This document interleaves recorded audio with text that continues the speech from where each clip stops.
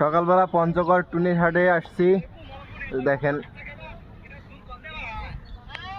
তো মূলত হচ্ছে এই যে বাদামগুলা, এগুলা বিক্রি করা হবে। আর ওই দিকে দেখেন, যে ওইদিকে হাজার হাজার মানুষ বাদাম নিয়ে আসবে আর বাদাম বিক্রি হবে। এখানে শুধু বাদাম বসে না, আর অন্য বাজার মেলা কিছু, ছাগল, খাট।